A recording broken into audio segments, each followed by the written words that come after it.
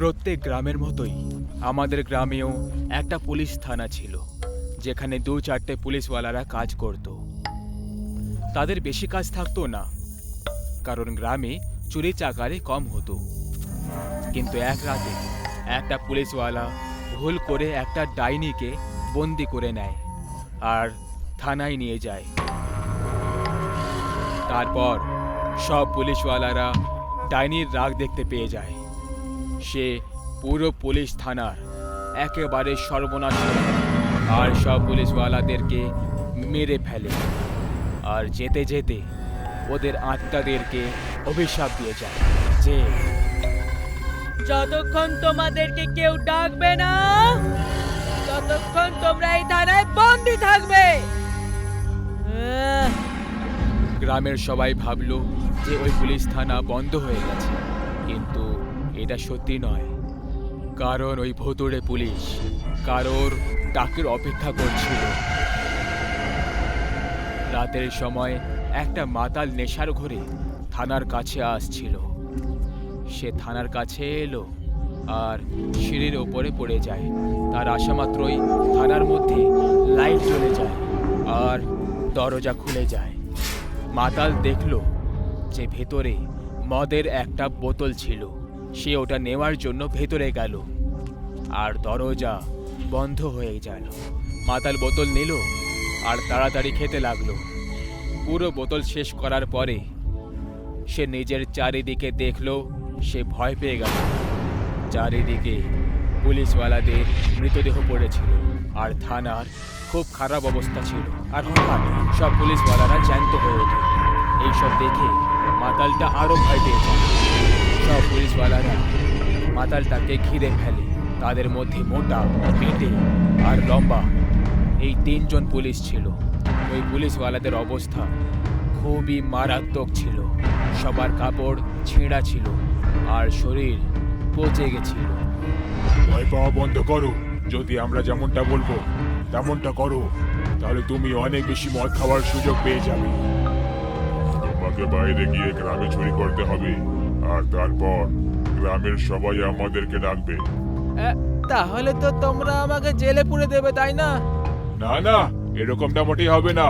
এবার যাও। যদি তুমি পালানোর চেষ্টা করেছো, তোমাকে ধরে জেলে পুরে খুব পিটাই করব। থানার দরজা খোলা আর মাতাল বাইরে পালিয়ে যায়। মাতালটা যাওয়ার পরে বেটে পুলিশওয়ালা ওর পেছনে দৌড়তে দরজার কাছে যেতেই ওর শর্ট লেগে যায় আর ভেতরে পড়ে যায়। এ কি আমাদেরকে বাইরে বের করতে পারবে? ও ভয় পেয়ে গেছে। ও অবশ্যই আমাদের কাজ করবে। মাতালটা ভয় দৌড়তে দৌড়তে গ্রামে চলে আসে আর একটা গ্রামে ঢুকে পড়লো। ঘরে অন্ধকার ছিল। জানালা দিয়ে ভেতরে গেল আর চুরি করতে লাগলো। ওর আওয়াজ শুনে ঘরের সবাই জেগে যায়। এখানে পুলিশ থানায় অনেক বছর পরে ফোন বাজলো। হ্যালো, আমাদের এখানে চোর ঢুকেছে, একটু তাড়াতাড়ি আসুন। লম্বা পুলিশওয়ালা ফোন রাখতেই থানার দরজা খুলে গেল। বেটে পুলিশওয়ালা বাইরে পা রাখলো তো কিছুই হলো না। তাকে দেখে সব পুলিশওয়ালারা খুশিতে বাইরে দৌড়ে চলে আসে। এখন আমরা মুক্ত হয়ে গেছি। আর চলো গ্রামের লোকেদের রাতের ঘুম উড়িয়ে দেই। আর ওরা 3জন জোরে জোরে হাসতে লাগলো। 3জন পুলিশ চুরি হওয়া ঘরে পৌঁছয় আর দরজা খটখটালো। আর একটা লোক যেই না দরজা খুললো তো বেটে পুলিশওয়ালা ওকে লাথি মেরে ভেতরে ফেলে দিল আর পুলিশওয়ালারা ভেতরে ঢুকে পড়লো। ওই ভুতুড়ে পুলিশদের দেখে ওই লোকটা আর তার স্ত্রী ভয় পেয়ে যায়। ওই মাতালটা ঘরের এক কোণায় বাঁধা হয়েছিল। ওই লোকটা আর স্ত্রী চিৎকার করে ঘরে এদিকে ওদিকে দৌড়তে লাগলো। মোটা পুলিশওয়ালা বেটে পুলিশওয়ালার মাথা তুলে লোকটার পিঠে ছুঁড়ে মারে আর জোরে জোরে হাসতে লাগে। বেটে পুলিশওয়ালাটাও মোটা পুলিশওয়ালার মাথা তুলে মেয়েটার ওপর ছুঁড়ে মারে। ওই লোকটা আর তার স্ত্রী দুজনেই নিচে পড়ে যায়। লম্বা পুলিশওয়ালাটা নিজের গলা লম্বা করলো আর দুজনকে তাতে চেপে ধরলো। আমার কত বছরের প্রার্থনা আজ পুরো হয়ে গেছে। এইটুকু বলে সে নিজের গলা দিয়ে ওদের দুজনকে চেকে ধরতে শুরু করলো। দুজনেই যন্ত্রণায় জোরে জোরে চিৎকার করতে লাগলো। তাদের মুখ আর কান থেকে রক্ত ঝরতে লাগলো আর আস্তে আস্তে তাদের মৃত্যু হয়ে গেল। তাদের মরে যাওয়ার পর ওই পুলিশওয়ালাটা গলার টিপটা ঢিলা করে দিল আর ওরা দুজন নিচে পড়ে গেল। তোমরাও সবাই নিজের নিজের মাথা লাগিয়ে নাও, আরো অনেক ঘর বাকি আছে। যেমনটা তুমি বলেছিলে তেমনটাই আমি করেছি, এবার আমাকে মদ দিয়ে যেতে দাও। অবশ্যই যেতে দেবো। এইটুকু বলে ওই বেঁটে পুলিশওয়ালা ওই মাতালটার কাছে গেল আর তার মাথা উবড়াতে লাগলো। মাতালের মাথা থেকে রক্ত বেরোতে লাগলো আর মাতালটা যন্ত্রণায় আওয়াজ অব্দি করতে পারছিল না। ওই পুলিশওয়ালাটা ওর মাথাটা উবড়ে নিজের শরীরে লাগিয়ে নিল। আমার নিজের চেহারাটা পছন্দ ছিল না। এরপরে ওই মোটা পুলিশওয়ালার মাথা উঠতে উঠতে এলো আর বলল, আমারও আমার শরীর পছন্দ ছিল না। ওই মোটা পুলিশওয়ালাটা তার মাথা ওর শরীরে চিপকে নিল। তিনজন পুলিশ ঘর থেকে বাইরে বেরোলো আর গ্রামের ঠিক মধ্যিখানে দাঁড়িয়ে চিৎকার করতে লাগলো, চোর চোর, পালাও পালাও, চোর চোর, পালাও পালাও, চোর চোর, পালাও পালাও। ওদের আওয়াজ শুনে অনেক লোক ঘরের বাইরে বেরোয় আর পুলিশওয়ালাদের দেখে ভয় পেয়ে যায়। আজ এই পুরো গ্রামটাকেই শেষ করে দিই। এইটুকু বলে ওই তিনজন পুলিশ গ্রামের লোকেদের উপরে হামলা করে দেয় আর সবাইকে এক এক করে মারতে লাগলো। ভূতের প্রভাব যেমন মানুষের উপরে পড়ে ঠিক সেইভাবেই তার নির্জীব বস্তুর উপরেও পড়ে। এর একমাত্র উদাহরণ ছিল আমাদের গ্রামের রেলওয়ে স্টেশন। রেলওয়ে থাকা সত্ত্বেও সবাই বাসে চড়ে অন্য জায়গায় যেত, কারণ তারা এটা মনে করে যে ওটা একটা ভুতুড়ে রেলওয়ে স্টেশন ছিল। এক রাতে ওই স্টেশনে একটা ট্রেন এলো আর সেটা থেকে বাদল আর তার স্ত্রী মধুমিতা নামলো। পুরো স্টেশন খালি ছিল আর ওখানে একটা ভয়ঙ্কর শান্তি ছিল। ওরা দুজন একটা বেঞ্চে বসে পড়ে। বাদল, তোমার দাদাকে তাড়াতাড়ি ফোন করো, বলো তাড়াতাড়ি যেন আনতে আসে। আমার আমার এই জায়গাটা মোটেই ঠিক লাগছে না। বাদল তার বড় ভাইকে ফোন করলো। আরে দাদা, কোথায় গো তুমি? আমরা স্টেশনে পৌঁছে গেছি। কি? আমি তোকে বলেছিলাম না যে ট্রেনে একদম আসবে না? ওটা একটা ভুতুড়ে রেলওয়ে স্টেশন। কি বাজে বকছো দাদা, ভূত বলে কোনো জিনিস হয় না। তুমি তাড়াতাড়ি আমাদেরকে আনতে এসো। আরে তুই ওখানেই থাম, কোথাও যাবি না, আমি এক্ষুনি আসছি। দাদা কিছুক্ষণের মধ্যেই চলে আসবে। আমার কিন্তু খুব ভয় লাগছে বাদল, এই ট্রেনটা এখনো এখানেই দাঁড়িয়ে রয়েছে। হয়তো এটাই লাস্ট স্টপ, তুমি ভয় পেও না, কিচ্ছু হবে না। বাদল আর মধুমিতা ওখানেই বসে রইল। হঠাৎ ট্রেনের হর্ন বেজে উঠল আর ওই ভয়ঙ্কর শান্তি ভঙ্গ হয়ে গেল। ট্রেনের ভেতরে অন্ধকার ছিল।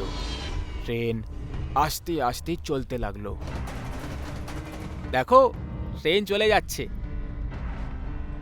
ওরা দুজন দেখল যে একটা লোক ওদের দিকে এগিয়ে আসছে। বেশি আলো না থাকার কারণে শুধু ওর জুতোর আওয়াজ আসছিল আর হালকা একটা ছায়া দেখা যাচ্ছিল। বাদল, দেখো কেউ আসছে, চলো পালিয়ে যাই এখান থেকে। ভয় পেও না, টিসি হবে হয়তো। ওই লোকটা হঠাৎ ওদের সামনে এসে দাঁড়িয়ে পড়ল আর তাকে দেখে দুজন এমন ভয় পেল যেন মৃত্যুকে দেখে ফেলেছিল।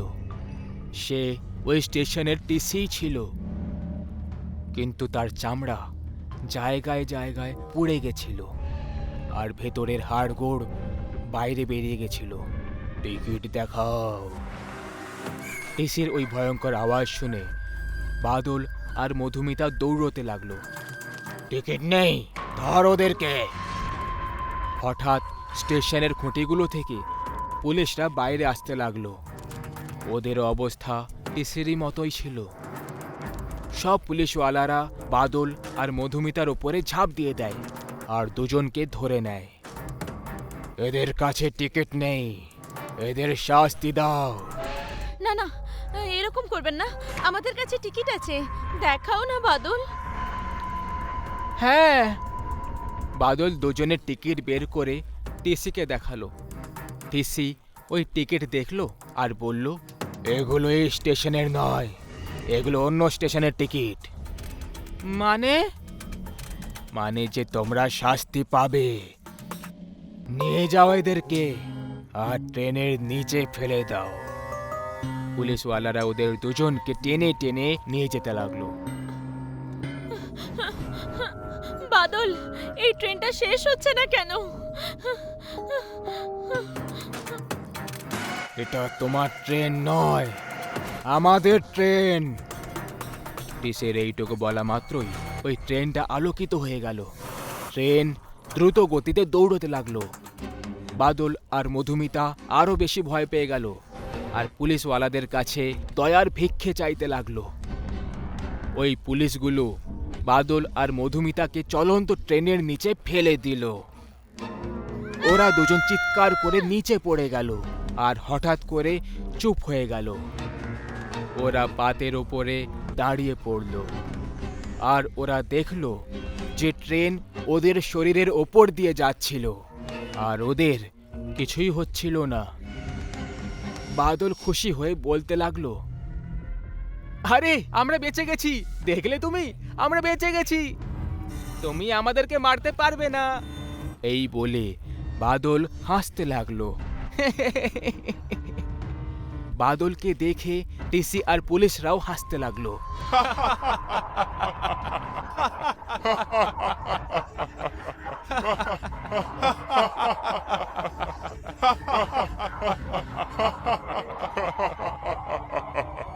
ওদেরকে হাসতে দেখে বাদল চুপ করে গেল। ওদের ভয়ঙ্কর হাসি শুনে মধুমিতা কাঁদতে লাগলো। বাদল ঠিক কিছুই বুঝতে পারছিল না। আস্তে আস্তে বাদল আর মধুমিতার নিঃশ্বাস নিতে অসুবিধে হতে লাগলো আর ওরা নিচে পড়তে লাগলো। দুজনের দম ফুলতে লাগলো আর চেহারা নীল রঙের হয়ে গেল। আর কিছুক্ষণ পরেই ওরা দুজন মরে গেল। যখনই ওরা দুজন মরে গেল, ওদের লাশগুলো ট্রেনের সাথে সামনে চলে গেল। লাশগুলোকে যেতে দেখে টিসি আর পুলিশগুলো চলন্ত ট্রেনে ঝাঁপ দিয়ে দিল। সবার চলে যাওয়ার পর ট্রেন আস্তে আস্তে উধাও হতে লাগলো। ট্রেনের উধাও হওয়া মাত্রই ওই রেলওয়ে স্টেশন আবার আগের মতো ভয়ঙ্কর শান্তিতে বদলে গেল আর সব আলো নিভে গেল। কিন্তু হঠাৎ একটা আওয়াজ এলো, বাদল, মধুমিতা। বাদলের বড় দাদা ওদেরকে নিয়ে যাওয়ার জন্য এসেছিল। সে ওই বেঞ্চের কাছে এলো যেখানে বাদল আর মধুমিতা বসেছিল। সে খুব ভয় পেয়ে গেছিল। ব্যাগ তো এখানেই রয়েছে, ওরা দুজন কোথায় চলে গেল? বাদল, মধুমিতা। বাদলের দাদা পাগলের মতো ওদের ডাক দিতে লাগলো। কিন্তু হঠাৎ সে থেমে গেল, কারণ সে অন্ধকারে দুটো ছায়া তার দিকে আসতে দেখে সেও ওদের দিকে দৌড়লো। যখনই সে ওদের দুজনের সামনেই পৌঁছলো, সে ভয়ের চোটে থেমে গেল।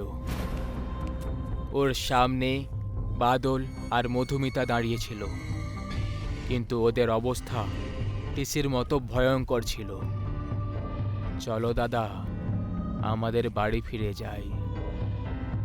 বাদলের এটা বলা মাত্রই সেই ট্রেনটা আবার দেখা দিয়ে দিল।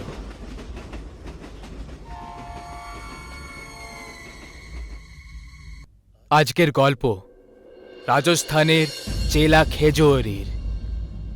বলা হয় যে এই জেলায় একটা এমন পোস্ট অফিস আছে যেটা বহু বছর ধরে নির্জন হয়ে রয়েছে, কিন্তু আজকেও ওখানে একজন প্রহরী পাহারা দেয়। কিন্তু এই প্রহরী কোনো মানুষ নয়, বরং একটা ভূত। আগে হ্যাঁ, প্রহরীর ভূত। আসুন শুনি তাহলে। তো বন্ধুরা, আমাদের পরের প্রজেক্ট ওই পোস্ট অফিসের কাহিনী নিয়ে করব। লোকেরা ভূত প্রেতের গল্প এমনিতেও খুব পছন্দ করে। যদি এর উপর ডকুমেন্টারি করা যায় তাহলে খুব ভালো লাভ হবে। কথা তো তুমি একদম ঠিক বলেছ, কিন্তু আমি শুনেছি ওই পোস্ট অফিসের ভেতরে কেউই যেতে পারে না, আর যদি কেউ যায় তাহলে ওখানে প্রহরীর ভূত তাদের নাকি গলা ধরে কেটে দেয়। ব্যাস, আমাদের এই রহস্যটাই তো বাইরে নিয়ে আসতে হবে। সবাই ওই বিষয়ে জানতে চায়, কিন্তু আনফর্চুনেটলি ইন্টারনেটে সেটার কোনো জানকারি বা ছবি পাওয়া যায়নি। সেই জন্য আমরাই সবার প্রথম হব যারা পুরো লোকেশনের সত্যি লোকেদের সামনে নিয়ে আসবে। হ্যাঁ, আর এটা দেখে হয়তো প্রোডাকশন ওয়ালা আমাদের প্রমোটও করে দেবে। একদম ঠিক বন্ধুরা, তাহলে শুধু অপেক্ষা করো কাল রাতের। যত তাড়াতাড়ি সম্ভব নিজেদের কাজ শেষ করে এটা পাবলিশ করে দেব। আরে কিন্তু এত তাড়াহুড়ো করার কি দরকার? তাও আবার সোজা কালকে একটু আরাম করে যাব। আরাম করে গেলে তাহলে বস চিরকালের জন্য আরাম দিয়ে দেবে। তুমি তো ভালো করে জানো ওই পোস্ট অফিসের ওপর অনেক এজেন্সির নজর রয়েছে। এর আগে অন্য কেউ গিয়ে ওখানে পতাকা লাগাক, আমাদের তৈরি থাকতে হবে। ঠিক আছে, তাহলে সবাই নিজের নিজের প্যাকিং করে নিও, কাল সকালে বেরোবো। সকালে মানে আমরা পৌঁছবো সন্ধেবেলায় আর কাজ হবে রাতে? এরকম কেন? আমরাই প্রজেক্টে সকালেও তো কাজ করতে পারি, তাই না? তোমার বুদ্ধি কি ঘাস চড়াতে গেছে শুনি? ভাই, এটা একটা ভুতুড়ে প্রজেক্ট, এতে মজা সবসময় রাতেই পাওয়া যায়। এমনিতেও সকালে যাওয়াটা এমনিতেও মানা। এবার বেশি প্রশ্ন করিও না, আর সব দরকারি ইকুইপমেন্টস ক্যারি করে নিও। Camera, notepad, reel hand gloves, আর বাকি নিজের নিজের সেফটি ইকুইপমেন্টও। এরপরে পরের দিন 4 জন লোক ওই ভুতুড়ে পোস্ট অফিসে যাওয়ার জন্য বেরিয়ে পড়ে। সফর তো ভালোভাবেই কেটে গেল, কিন্তু রাস্তায় ওদের 1-2 জায়গায় অনেক বেশি ট্রাফিকের পাল্লায় পড়তে হলো। কোনোভাবে রাত 8টা অবধি ওরা সবাই ওই ভুতুড়ে পোস্ট অফিসের কাছে পৌঁছে যায়। সবাই আমার কথা মন দিয়ে শোনো। এমনিতে আমরা আগে অনেক ভুতুড়ে প্রজেক্টে কাজ করেছি, কিন্তু সতর্কতা সবসময় খুব জরুরি হয়। সবাই একসাথে থাকবে আর পুরো তৈরির সঙ্গে থাকবে। এরপরে সবাই গাড়ি থেকে নেমে পড়ে আর জিনিসপত্র বাইরে বের করে, যেমন ওখানকার ছবির জন্য ক্যামেরা, লাইটিং, রিল আর আরও অনেক জিনিসপত্র। ওরা সবাই সব সেট আপ করে বসে নিঃশ্বাস নিচ্ছিল, আর তখনই ওদের নজর একটা পুরনো বাল্বের নিচে থাকা একটা ছায়ার ওপর পড়ে যায়, যে নিজের হাতে একটা লাঠি ধরেছিল। এই রবি, ওই দেখ, ওটা কি জিনিস?